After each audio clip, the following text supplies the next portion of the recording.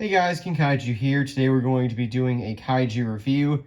Now, first of all, before I actually get into the review, you might notice I have a fan on in the background, and as you can see on the camera right now, that is because I have some kitties in my room. Hi, buddy. This is Marble here. He's one of the new kitties I have. There's another one in here. His name is, or her name is Loki. If they come out, I'll bring them up here too. But today we're going to be reviewing Earth Gomora. Earth Gomora is a new figure that I got along with Thunder Killer, and I did show him off in that review, kind of. I showed him off in the sizing section. However, I am going to make a full-length review on him now, because out of 3 figures that I got in a large set along with Kiryu, this is probably my favorite one. Now, I've actually already reviewed 3 iterations of Gomora on this channel. I have 2 of them actually on me right now. Normal Gomora, EX Gomora, and Rayonic Burst Gomora, which I did not pull out for this review, but I've reviewed him before. Earth Gomora is the 4th iteration that I have, and he's probably my favorite of them all. Earth Gomora has always kind of had that thing about him that I've just always really liked. In his original appearance, it was actually in a game, I want to say, and that appearance does not look a lot like this figure, but I actually prefer the figure's design because it looks a lot more like the traditional Gomora. I think the horns definitely look a lot better than they do in the game.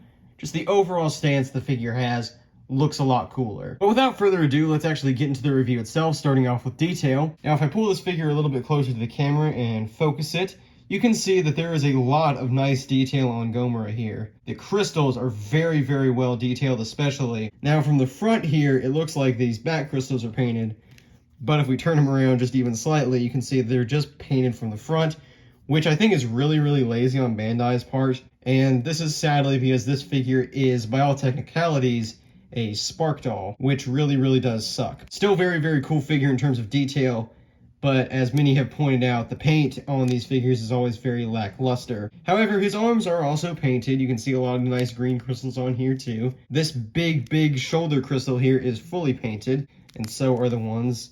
Oh, never mind. These are not painted underneath the arms. I did not realize that. They're just painted up at the tops. His chest is fully painted with this green color, and it also has this very large green crystal in the middle of it. His legs have that green paint on them as well, and if I can move up the arms just a little bit, you can also see there's one right there, and one right there as well, but that one is barely painted at all. You can barely see it. There you go.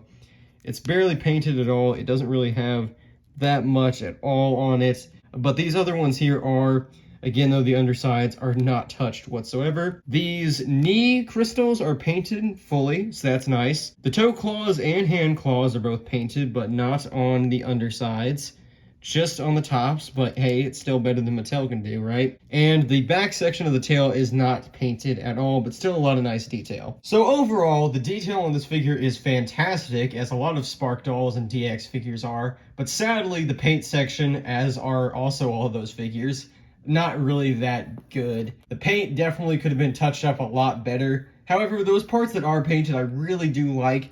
I love this green that they chose for the figure. It looks fantastic, but just everything else is kind of eh. Now, in terms of articulation, Earth Gomora here actually has quite a lot. We'll bring him up to the head at first. Of course, that can rotate. His head can turn, but not 360 exactly because of how large these horns are. His arms can move up and down at the base here. And we'll turn him around to get the other one. And probably the most surprising joint of them all, well, not the most surprising, but still pretty weird for Bandai, his arms can actually move in and out at the elbows as well. His legs can move as well as standard for Bandai, and his tail can also move, although it's a very tight joint because it's formed a little bit weird. And like I said before, there is a more confusing joint on him, which is this big crystal here in the center. Now, it is kind of hard to do, but if you grab it just right and from the right angle, you can kind of start to see that it does move. So yeah, you can move this large crystal here in the middle of his chest, but again, that is probably tighter than the tail is, so good luck trying to move it. Now, of course, let's get on to sizing when it comes to Earth Gomora here. Because he's a DX figure, like I said, he is going to be a little bit larger. However, he still compares fairly well with the standard 6-inch Bandai figures. First up, I kind of showed them both off earlier, but we'll get him next to the normal Gomora first. And as you can see, the normal Gomora is a tad bit taller than he is, but overall mass-wise, Earth Gomora here definitely looks bigger and bulkier. This is mainly due to the stance of Earth Gomora. Instead of being straight up like Gomora here, he is much more dinosaur-like and kind of down to the ground, I guess you could say. This is mainly because Gomora was portrayed by a suit, meanwhile Earth Gomora here was completely CGI. And on to a very similar case with the next creature, we have EX Gomora, which I think is very similar design-wise to Earth Gomora in some ways. For example, the claws on both of them are very large. They both have fairly long tails, and they both have more radical designs than the first Gomora, obviously.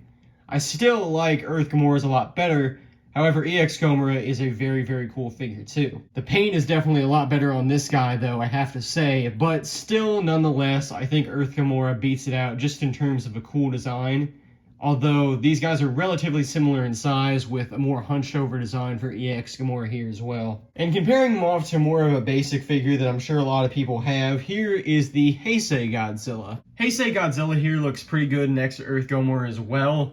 Obviously, it's kind of a fairly one-sided battle because Godzilla is of course a lot stronger than Gomora probably. Although based on the footage I did see from the game, this is roughly pretty good sizing actually. Gomora in that game was pretty huge, so compared to Godzilla here, yeah, this is probably a fairly even matchup. That's pretty much it for Earth Gomora. He is a very, very cool figure. Definitely one of my favorites from the DX and Spark Doll range. Very, very cool Gomora design, like I said. Probably my favorite one out of the bunch. And a creature that I really wish got a lot more attention too.